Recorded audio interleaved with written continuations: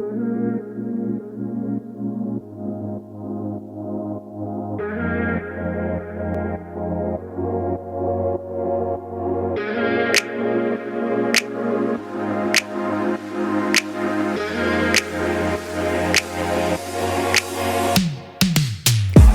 pop-up is a critical moment in surfing, one that will often determine if you'll be making that drop or not.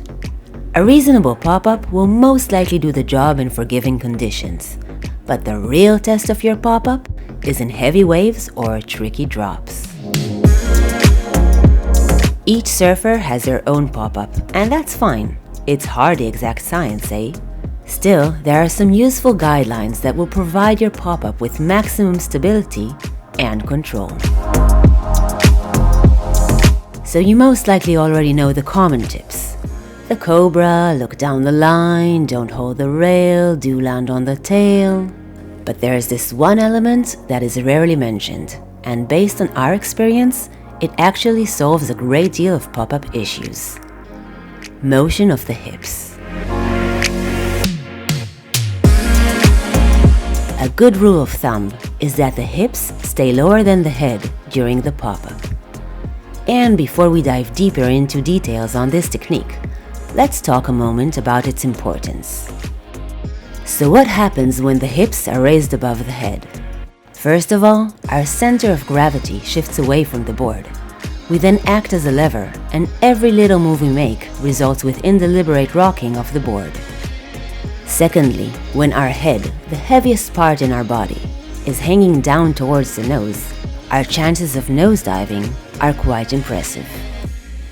Moreover, in this position, it's very difficult to turn the head, look down the line, and direct your takeoff towards the face of the wave.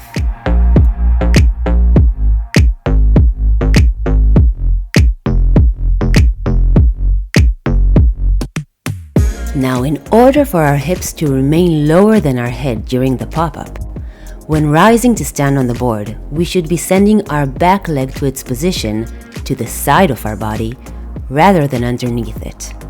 It sounds simple, and it certainly is. That is, when you dig the skill. So let's go through this together. The pop-up, as you already know, starts with the cobra. At the same time, we'll fold our back leg a bit, so the bended knee is pointed outwards. While rising to stand up, and watch closely as this is the key guideline, we should rotate our hips so they face the rail rather than the nose.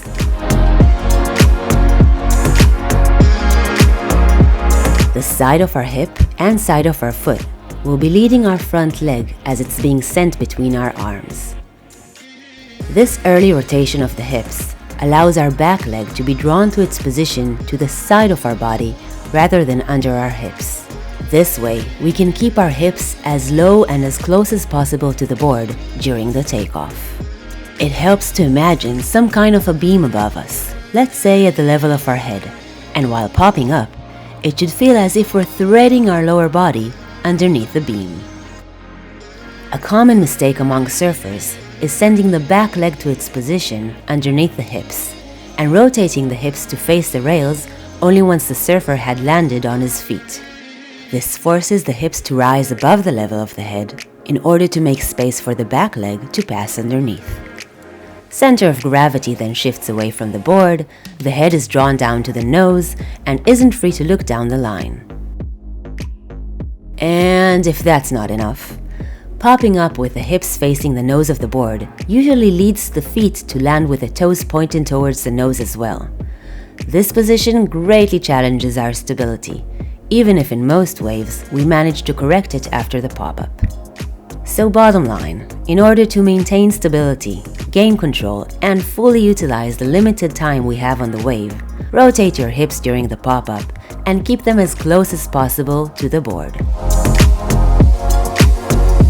The most effective method, by the way, of improving the pop-up, especially when it requires a transformation, is by dry training over and over, again and again. Every day, 30 perfect pop-ups on the carpet, until perfection becomes instinctive in real time.